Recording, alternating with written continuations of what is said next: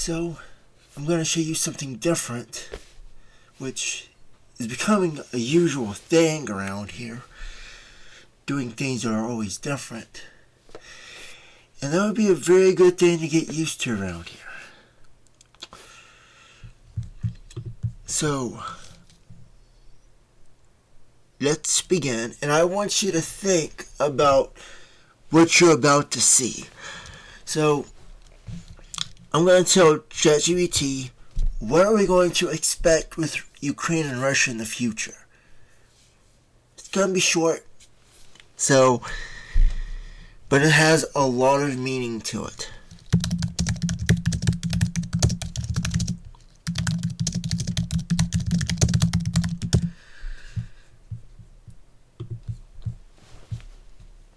A lot of meaning that you cannot even comprehend right now.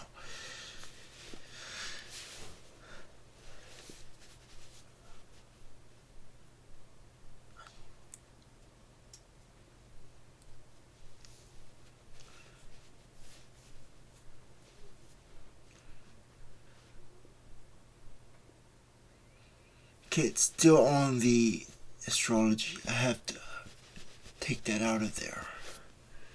Why is the internet so slow? This is, if this continues, it's gonna become a meme.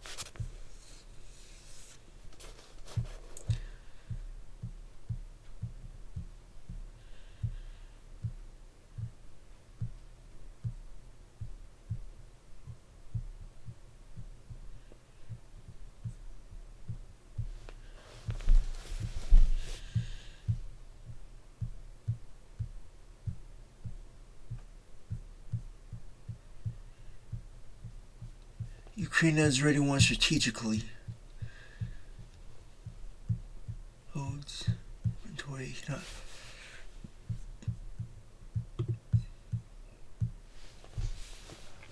Now,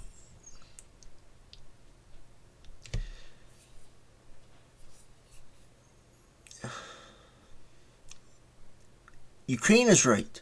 However, the run that it talks about Russia is incorrect. Russia actually wins, ultimately, but so does Ukraine. That might not make a lot of sense right now. But think of it like this. I wasn't going to talk about this, but since it brought it up, if you've watched the news, and you hear about these ex-CIA agents, right? If you listen to what they're saying, you get some that say Ukraine is going to win. You got others who say that Russia is going to win. And they all give their reasons why. Here's the truth. Both of them will win in their own right. Ukraine will win and Russia will win. Because this whole thing is Russia's doing. This whole thing is controlled by Russia. This whole thing is controlled by the whole thing. The Western thing. Everything is being led by Russia. All of it. The background, everything. Intelligence communities know this. Everybody knows this. Israel knows it. China knows it. North Korea knows it.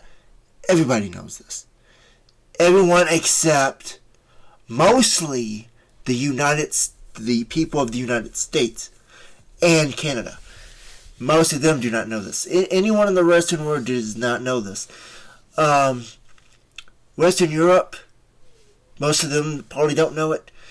People more closer to Ukraine, most likely know it. If you know how to look at the patterns right.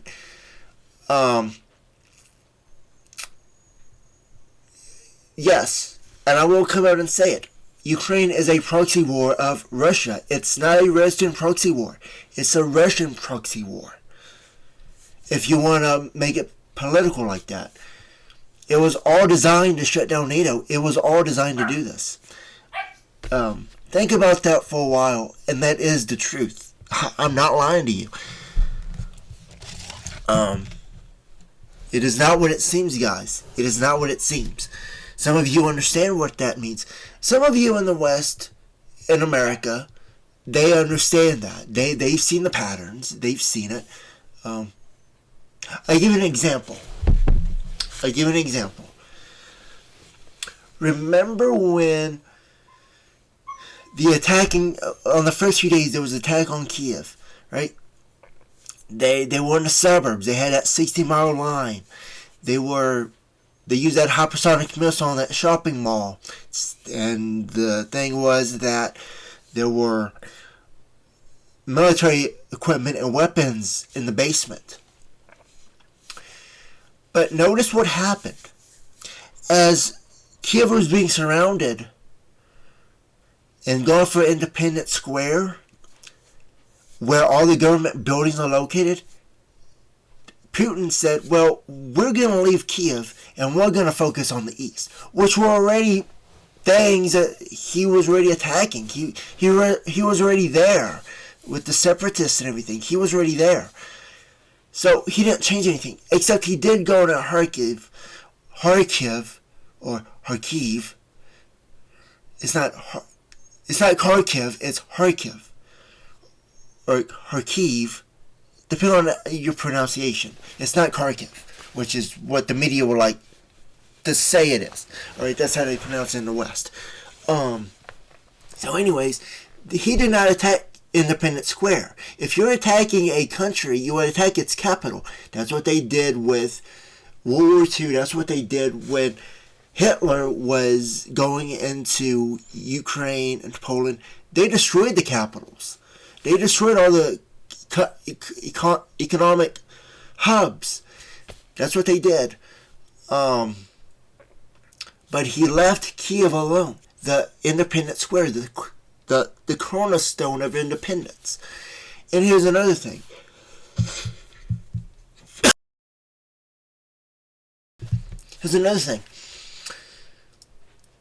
I was actually in Ukraine. I was in Kyiv I would say over a month before I went around. But I was there about a total of 1 month in Kyiv. And if you go to Kyiv, you know there's a mall that is 90% underground.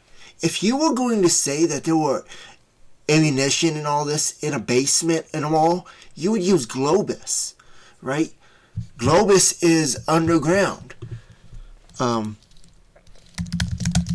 Explain GLOBUS in Kyiv and where it is located. This went in a totally different direction. I'm just going this direction because it brought this up. Oh wait. Let me copy and paste that. This is why we do this, because we never know what the video is going to be about sometimes.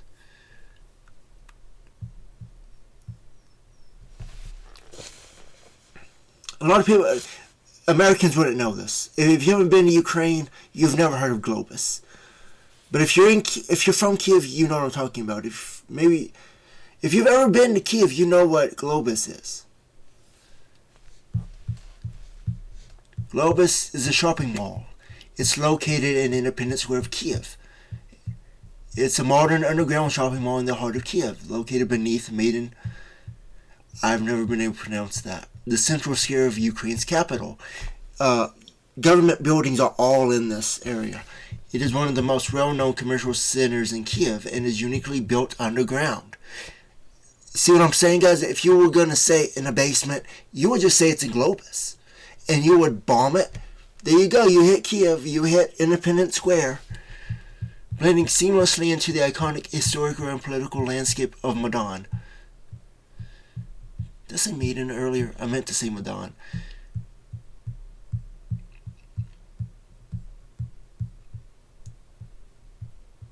Yeah. I don't think It was not. I think it was built in 2015. It was not. I haven't seen pictures of it. It's literally underground. I don't know how they did it, but it's actually underground, and they built it in like 2015 because you don't see the globes coming out of the ground.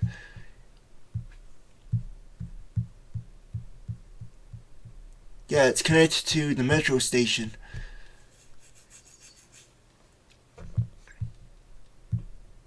Yeah, there's tunnels underneath it, and there's shopping centers inside those tunnels next to GLOBUS. It's a really, really nice place. I've been there a few times. Yeah, it's close to government buildings. Yeah, Maidan is the epicenter of Ukraine's revolution's protest. GLOBUS has often been part of political movements and public gatherings. Strategically located, it reflects Kyiv's mix of modern commerce and deep-rooted history.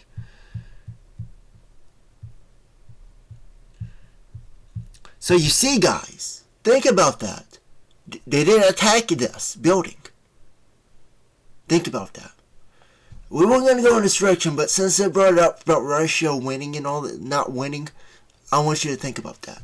What is Putin truly doing? I know what he's doing, but do you know what he's doing? I'll end this video there. So, I keep forgetting this, and there's no easy way for me to remember. Like, I can't just say kill a joker, or else it's gonna be part of the wall, and I'm gonna forget about it. It ain't gonna help me. I can't set a timer or anything, so because I don't know how long these are gonna last. So, here we go.